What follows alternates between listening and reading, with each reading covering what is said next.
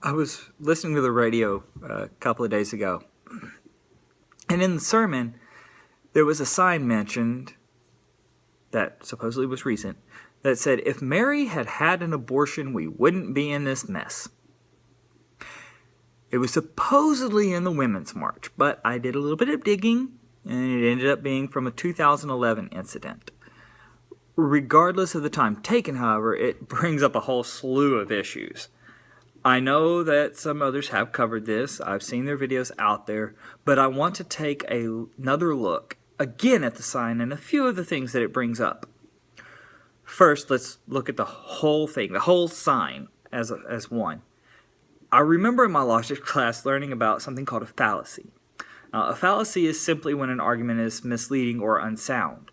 Nowhere in the Christian or Jewish teachings about this mess does Mary's giving birth have anything to do with the state of the world that it's in right now.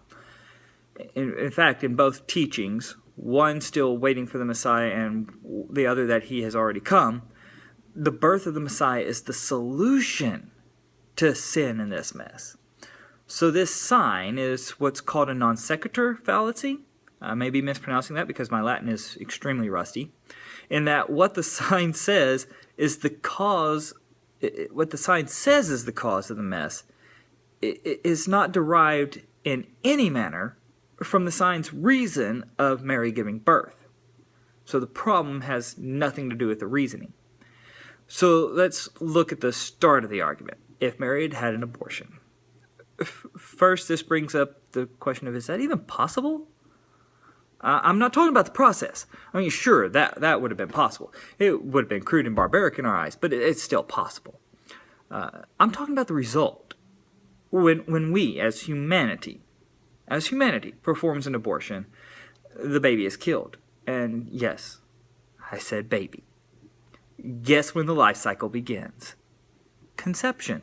And I'm not even looking at the Bible for that. It's in many of the top medical textbooks written by doctors and scientists. The very people who study life state that life begins at conception. It is the populace who only recently started this outcry that they wanted it changed. It wasn't the learned ones. The people studying it actually knew, hey, look, this is what it is. And it's still in their textbooks. It's still in those top medical textbooks. It's not even been 20 years since I was in life science and I was in health. And guess what the textbooks read? The life cycle begins at conception. It's been less than 20 years since that change has been made. So we kill the baby in the process of abortion. Now, Romans 6:23 says the wages of sin is death. Well, so what is death the wage of? Sin. Jesus did not have an earthly father. So sin being passed down through the dad didn't get passed on to him. So he was sinless from conception. Therefore, if there was no sin to pass down, and he has no sin, no wage, no death. Aborting Jesus would not have stopped his coming. You couldn't have done it. He would have come out and he would have just kept right on living. I don't know how that would work. But without sin, there's no death. So we know that wouldn't work. So since the first half doesn't do anything, let's take a look at the second part of we wouldn't be in this mess. Romans 5:12. Wherefore, as by one man sin entered into the world, and death by sin, so death passed upon all men, for that all have sinned. Where is this one man's sin? Where is that mentioned? Well, it's in Genesis. Genesis 2:17 says, But from the tree of knowledge of good and evil you shall not eat, for in the day that you eat from it you will surely die. And lo and behold, in Genesis 3:6, when the woman saw that the tree was good for food, and that it was a delight to the eyes, and that the tree was desirable to make one wise, she took from its fruit and ate. And she gave also to her husband with her, and he ate. And he ate. The one thing he was told not to do, he did it. No, wait. That was thousands of years before Mary was even alive to give birth. So, if that happened thousands of years, if Mary had had an abortion, it would have stopped something that occurred thousands of years before her? Sin was already here. Death was already here. It wouldn't have taken it back. Ooh. Could this mess be morality then? Maybe they don't mean the mess of sin at all and aren't talking about Mary at all either. It's the issue of what's right and what's wrong. Is it right to get an abortion if you simply want to? Is it wrong to decide how I want to use my body? Homosexuality is just another preference, and it should be okay if I want it to be. Yeah, no. Right and wrong are not ours to decide. It wasn't decided by Mary, her birth, her not having a birth, or anything like that. Again, it was thousands of years before her. And technically, it's not even countable, since right and wrong are determined by our Creator, and He's outside of time. So two things come from this realization of what this mess is. First, we have a clearly defined right and wrong in the Bible. We don't decide it. It's already been decided for us, and it's all right there in the Bible.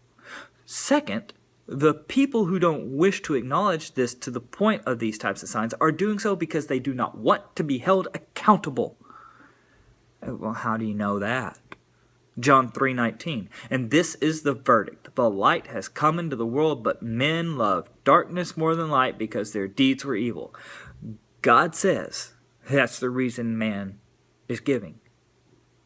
We love darkness more than light. We love evil. That is part of our nature. It's part of our sin nature. So that's what they're wanting to choose. And since they're told, hey, you're wrong, nobody likes to be told that they're wrong. Even if they are wrong, and they are. Good is good, bad is bad. There is no gray. It's not relative to people. It's set. So what is the reason Mary gave birth to Jesus then, if it wasn't to cause a mess? Why did He come into a world full of sin and decay? Why did Jesus take all of our sins on Himself and die for us? John 3:16-18 sums it up very nicely. For God so loved the world that He gave His only begotten Son, that whosoever believeth in Him should not perish but have everlasting life. For God sent not His Son into the world to condemn the world, but that the world through Him might be saved.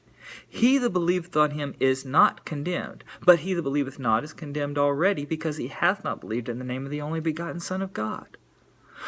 Why did Jesus come? God loved the world. Why did He give His Son, though? That whosoever believeth in Him should not perish, but have everlasting life. He sent Him to save us. Well, God will send us to hell for not believing after you just said He loves us? No. God doesn't send you to hell. God sent not His Son into the world to condemn the world. The world was condemned back when Adam chose to eat the apple. He sent Him so that the world through Him might be saved. He sent Him to save you. He sent Him to save me. He will not force you to be saved, though, because God leaves that to you. That's part of His love for you, is that He's going to let you choose.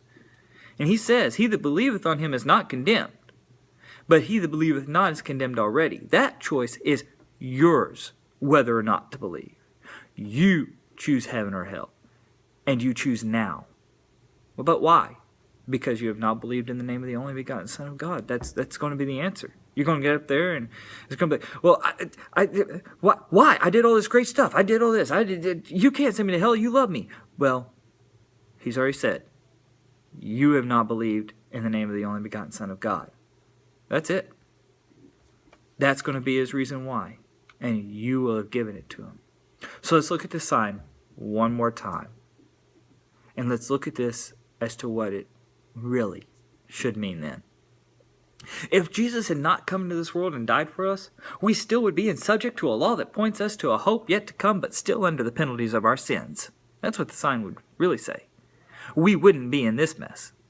We'd be in a lot worse.